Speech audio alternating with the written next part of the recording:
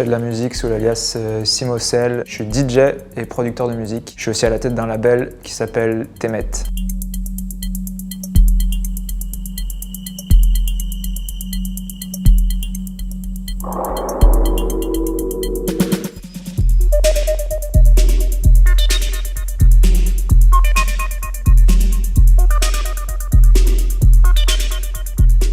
Le label Fragile, c'est un label qui m'a ouvert les bras et qui m'a donné confiance à un moment où j'étais pas au top avec la musique. Je pensais arrêter de faire de la musique en fait, parce que j'avais eu des déceptions par rapport à certains labels. Ça faisait peut-être 5 ou 6 ans que je faisais de la musique et là, un moment où j'étais mal, il y a Raph qui est apparu dans ma vie. Raphaël, c'est le boss du label Fragile. On l'a invité à jouer, j'organisais des teufs à Reims à l'époque. Je lui faisais écouter un peu ce que je faisais, il a toujours été encourageant. Ensuite, je suis parti en Inde en échange universitaire pendant 4 mois.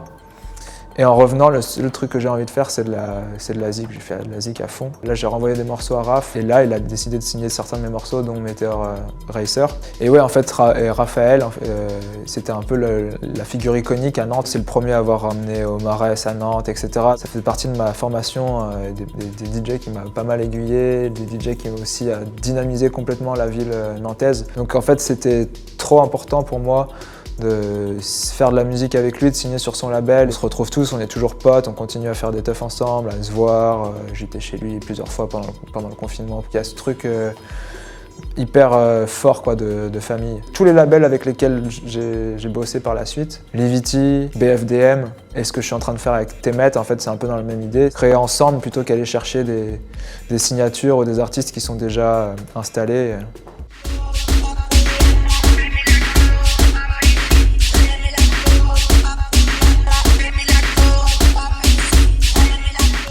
Les gars de BFDM, c'est le sang, quoi. C'est mes sauces. Les pilots, ils se connaissent depuis leur jeune âge, depuis la tendre enfance. Donc forcément, il y a des délires communs, il y a des private jokes, etc. BFDM, Brothers from Different Mothers, c'est exactement ça, en fait.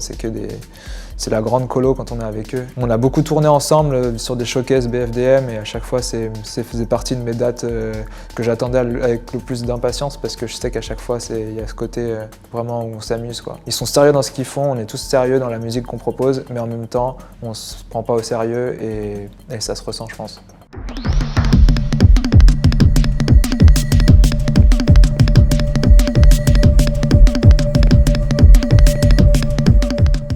C'est vrai que je parle pas des tracks depuis tout à l'heure, je parle que des labels. Non mais par exemple sur Echo Doppler, j'y pense, c'est mon premier track que j'ai fait à autour de 90 BPM qui est ensuite devenu un peu ma marque de fabrique par la suite. C'était genre méga lent et méga rapide à la fois. Echo Doppler, ça a un peu ouvert des portes, ça a ouvert énormément de portes dans mon processus de création. Il y avait un truc un peu frais et nouveau à ce moment-là. Et ouais, c'était au moment d'une époque où il y a des DJ qui commençaient à jouer lent. J'écoutais un peu de musique lente chez moi.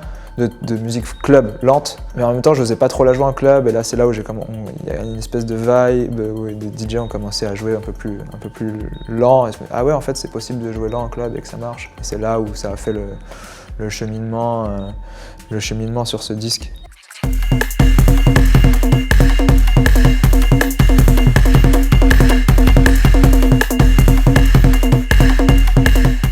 Il y a une grosse filiation entre BFDM et le Méta. Donc là, c'est la team marseillaise, mais j'ai rencontré le Méta via BFDM. Pour moi, donc le Méta, c'est un collectif qui organise des soirées à Marseille dans un squat. Et c'est probablement une des meilleures teufs en France. L'énergie incroyable.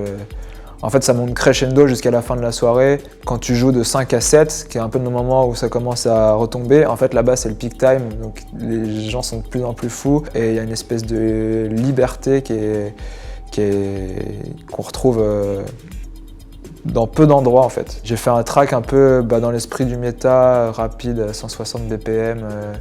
Il y a un côté un peu juke, mais en même temps hybride. C'est arrivé avec le moment où je commençais à mettre plus de voix dans mes morceaux.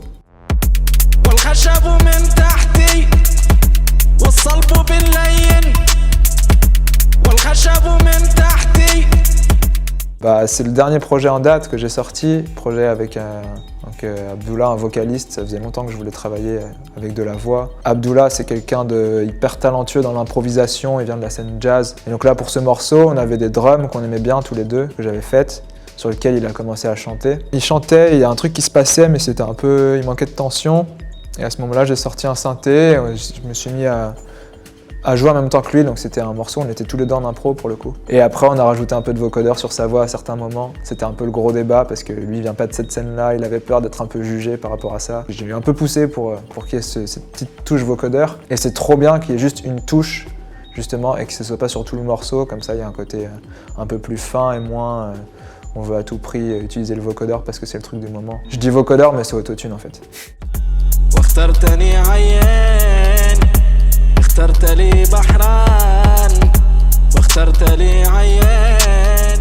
Le fait d'avoir le disque qui sort pendant le confinement après autant de temps d'attente, ça restait des retours via des messages Facebook, via des pouces, via des commentaires. Le fait de ne pas avoir ne serait-ce qu'une personne qui est là devant toi et qui dit « Ah, j'ai vraiment aimé l'album », en fait ça change complètement tout. La deuxième chose, c'est l'espace physique. La musique électronique et la musique de club, elle vit grâce à l'espace physique. C'est-à-dire qu'il y a des morceaux, on va les écouter chez soi et ils ne marchent pas forcément. Et c'est parce qu'on les écoute en club ou en salle de concert le week-end qui prennent tout leur sens. Parfois, il y a des morceaux, moi je suis là, ça me fait rien, je suis là après en club, ah mais c'était quoi ce truc?